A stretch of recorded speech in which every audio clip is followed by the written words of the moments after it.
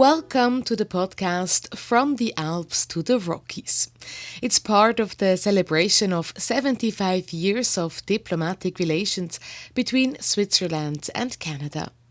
The Swiss Embassy in Ottawa and the Consulates General in Montreal and Vancouver are pleased to offer you a series of podcasts which will feature speakers from Switzerland and Canada. We will discuss various aspects of collaboration from the Swiss Alps to the Canadian Rockies.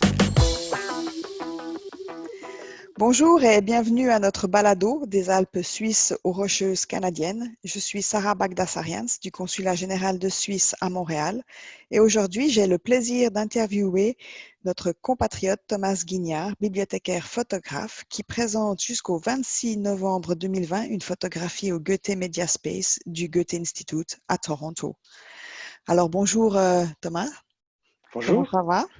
Ça va bien et vous? Ça va, merci beaucoup.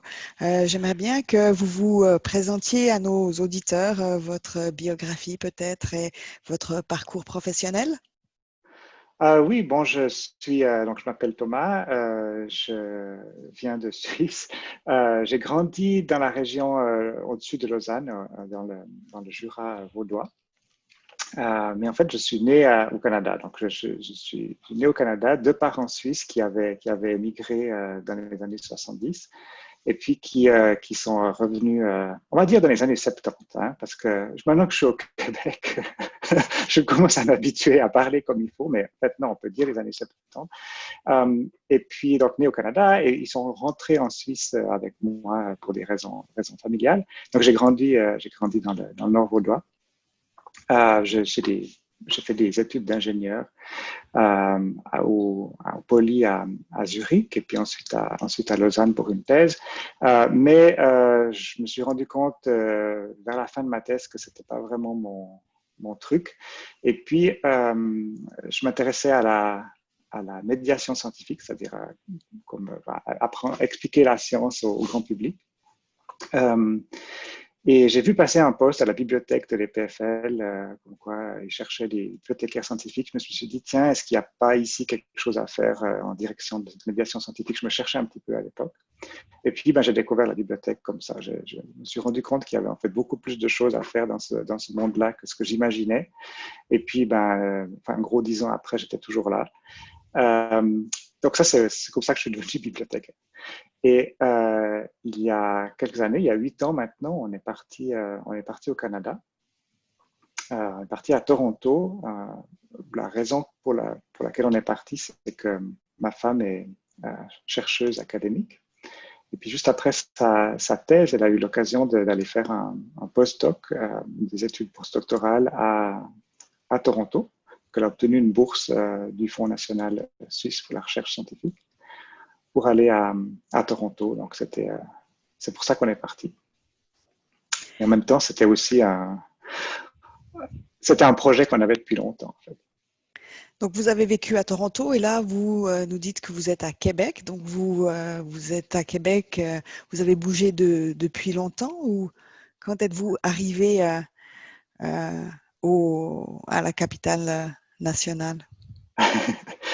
Alors, c'est toujours grâce à ma femme qui a récemment été nommée professeure ici à l'Université Laval à Québec.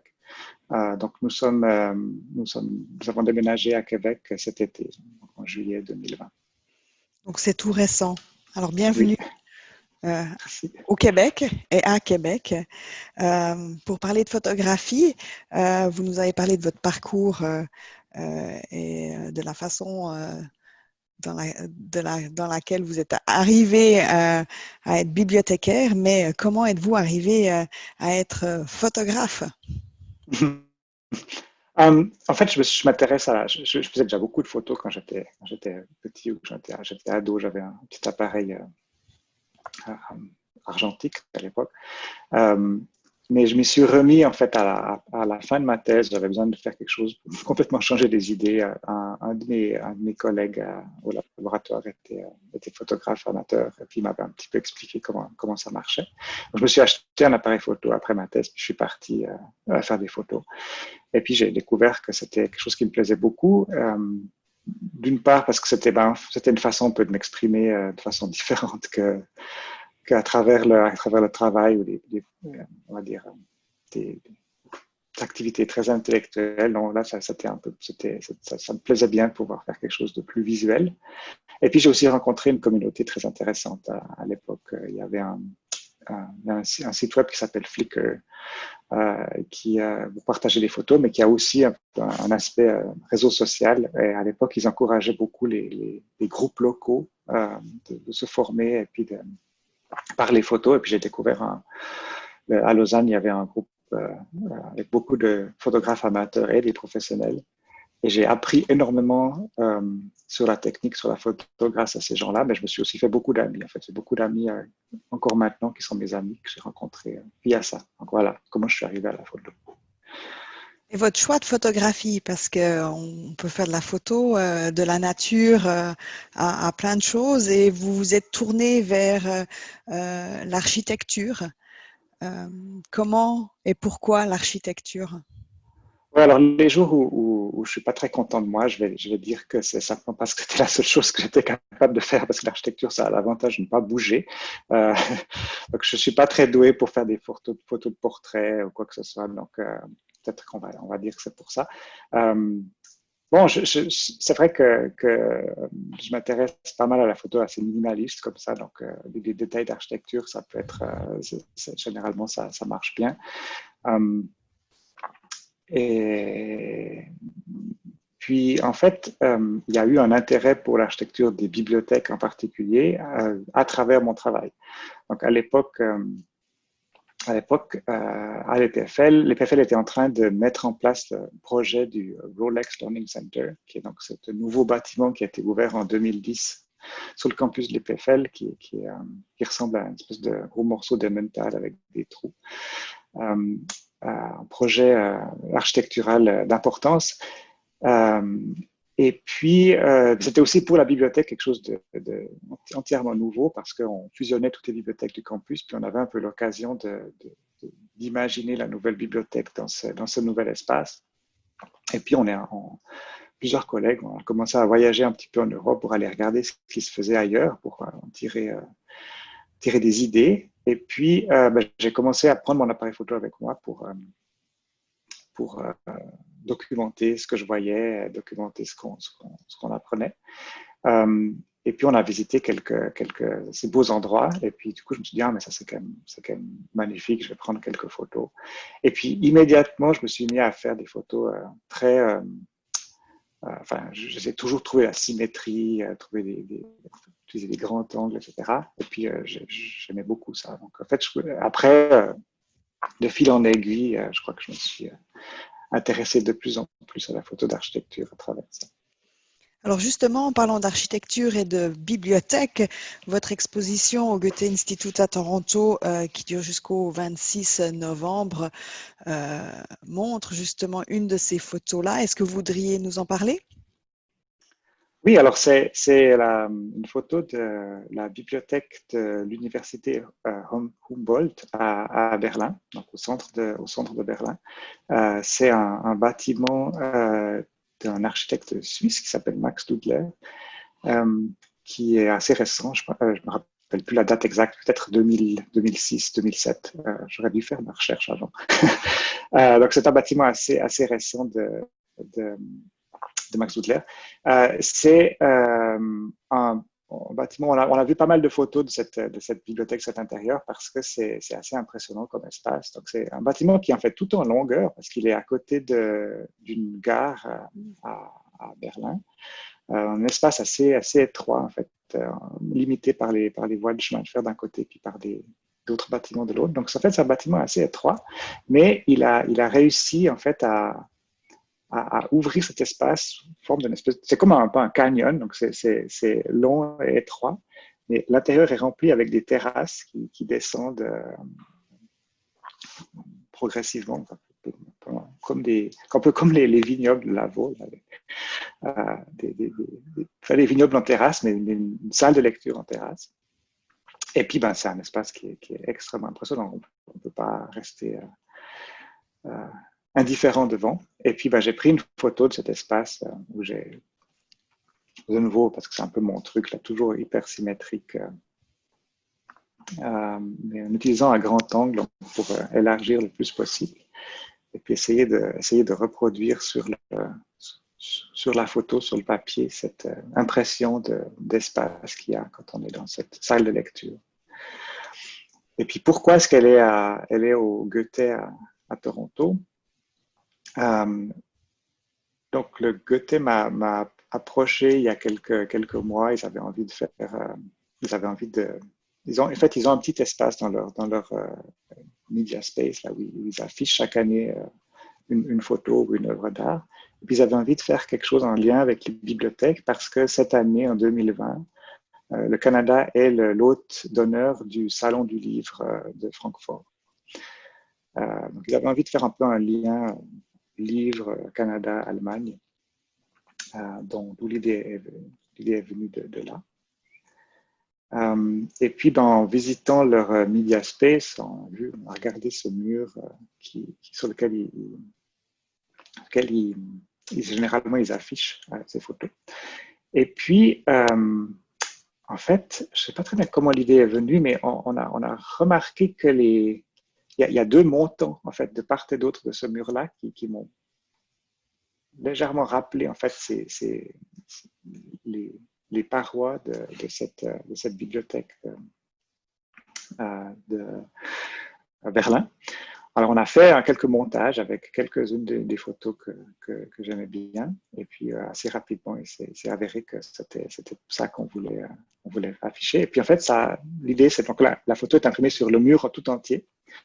Donc, ça fait un peu un trompe-l'œil. On a l'impression qu'il y a une baie vitrée qui prolonge ce petit media space qui regarde vers la bibliothèque de Berlin. Donc, ça fait un peu comme un portail entre l'Allemagne et Toronto. C'est presque une expérience immersive vu la grandeur à laquelle l'impression a été élargie. Donc pour visiter cet endroit, il faut se rendre sur le site internet du Goethe Institut et prendre rendez-vous vu la situation sanitaire actuelle. Donc je vous invite tous à le faire. C'est des petits groupes de 8 personnes qu'ils acceptent. Donc, ils forment des groupes de 8 personnes et ils vous font visiter très volontiers cet espace-là. Vous nous avez parlé d'objectifs de grand angle. Est-ce que vous avez toujours utilisé ce genre d'objectif? Est-ce que vous changez d'objectif selon le sujet / la bibliothèque à photographier? Comment se passe cette démarche technique-là? C'est vrai que ça dépendra toujours un peu de l'emplacement ou des circonstances. C'est vrai que je fais assez souvent des photos au grand angle. D'une part parce que c'est le format qui va le mieux pour reproduire l'impression d'espace, surtout à l'intérieur. Parfois difficile de faire une photo d'un espace intérieur avec un objectif plus zoom, parce que on va forcément se focaliser sur les détails, tandis qu'avec un grand angle, on arrive à tout prendre. Après, il ne faut pas aller trop loin dans le grand angle, sinon on commence à avoir des problèmes de distorsion et d'erreur de perspective comme ça. Mais c'est vrai que c'est assez souvent, si je veux prendre et comme les photos, comme j'aime bien, on voit tout l'espace intérieur avec une certaine symétrie. Je fais souvent avec le grand angle. Après, ça dépend si j'ai le droit de venir avec un trépied ou pas. Ça va déterminer aussi est-ce que je peux utiliser. J'ai un objectif à décentrement, donc qui permet en fait de tricher un petit peu. Si on veut avoir la photo qui est parfaitement centrée, il faut être à une certaine hauteur parfois. Ce qui n'est pas toujours possible techniquement. Avec un objectif à décentrement, on peut en fait faire comme si l'appareil était plus haut. En fait, on va faire coulisser sur un objectif, pour simplifier, il y a deux lentilles, une à l'entrée, une à la sortie. Et puis si on peut en faire coulisser une vers le haut, on va changer la perspective. faire en sorte comme si l'appareil était plus haut. Par contre, pour que ça fonctionne, il faut que l'appareil soit parfaitement stable, il ne bouge pas. Donc, ce n'est pas quelque chose qui peut être facilement utilisé à main libre. Donc, il faut un trépied pour ça.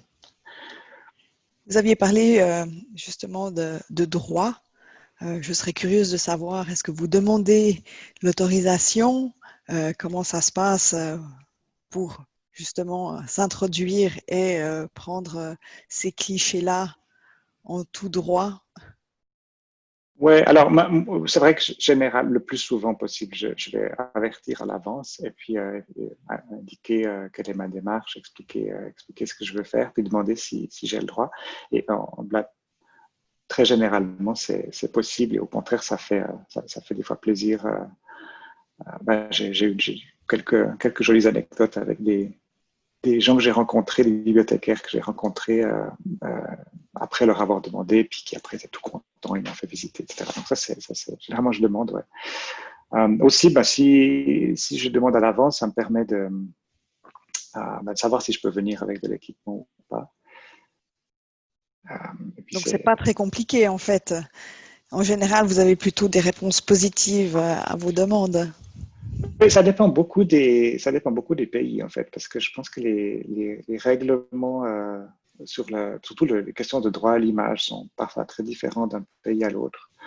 Donc, typiquement, en fait, en Allemagne, c'est généralement un petit peu plus difficile parce que ils sont, c'est bien, hein, ils sont assez stricts sur s'assurer que les personnes qui sont dans un endroit public puissent avoir droit à leur image.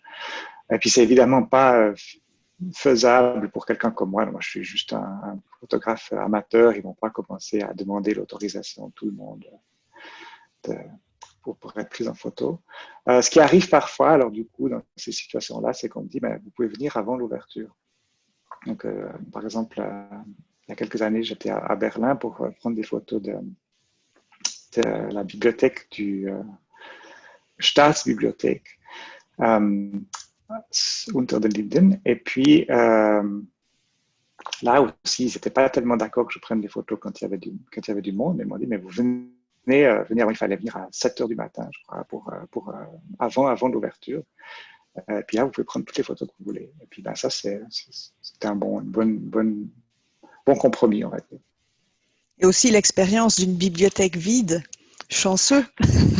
Ouais, alors je vous dirais que personnellement, si je pouvais choisir, généralement, je préfère prendre des photos avec des gens dans les bibliothèques parce que pour moi, une bibliothèque, avant tout, c'est un endroit qui est là pour les gens. C'est pas juste un objet ou quelque chose de beau à voir.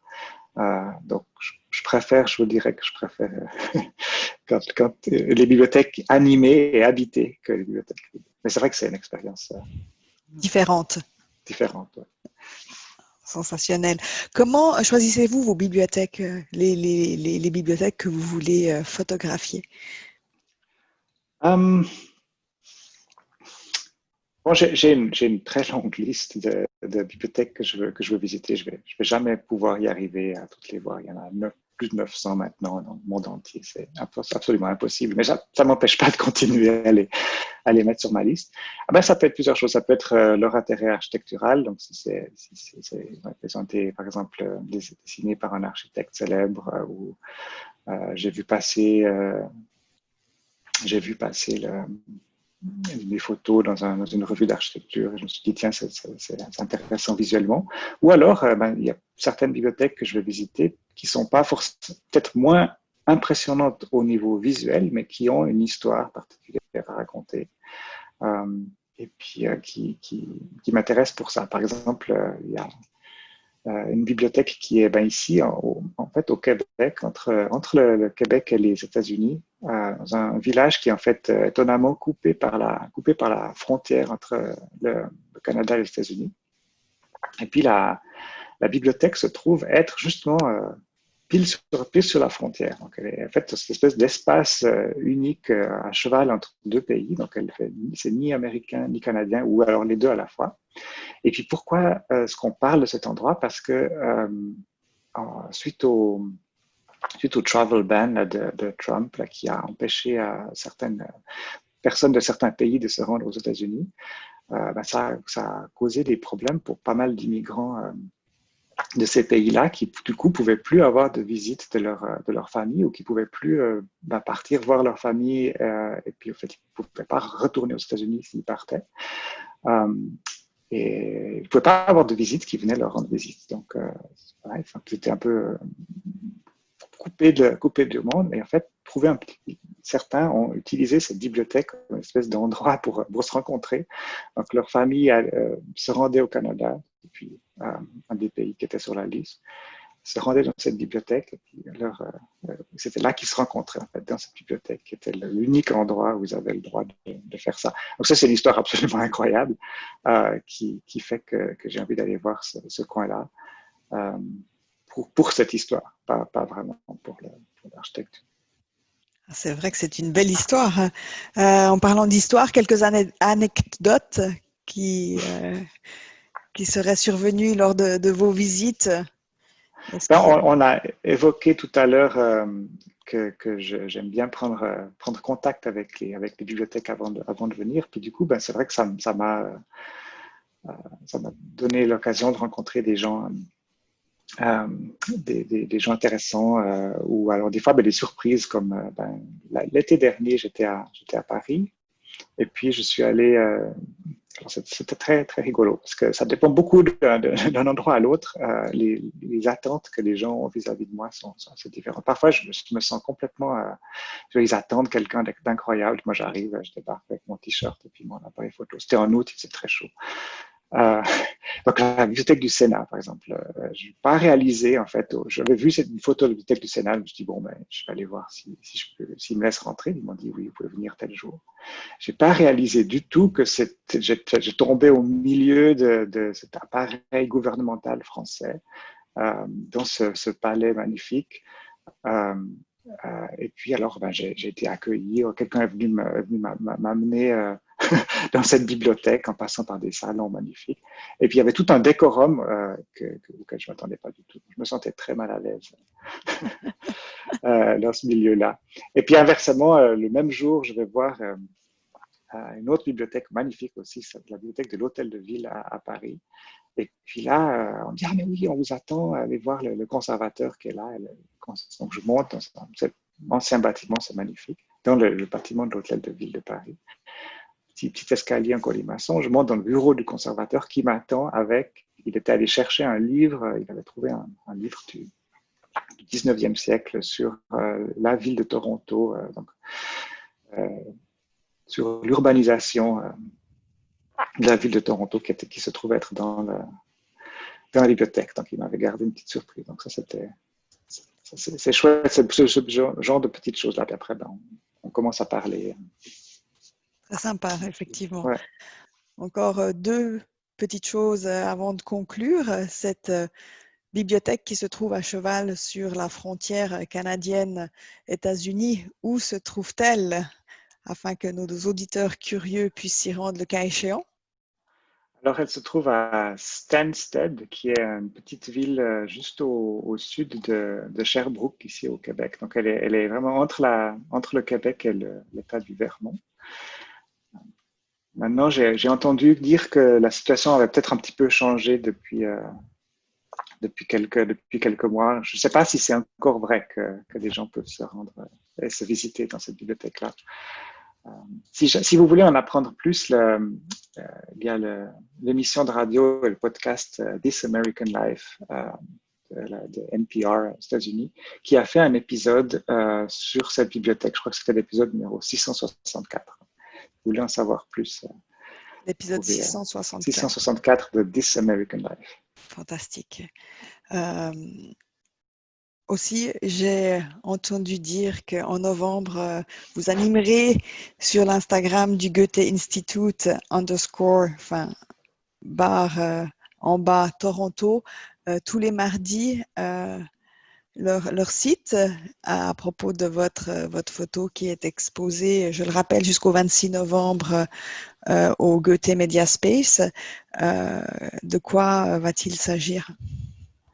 Oui, alors en fait, ça remplace ce qui avait été originellement prévu, faire une petite conférence sur place. Bien entendu, on ne peut pas faire ça à travers avec la Covid. Donc, ils m'ont invité à la place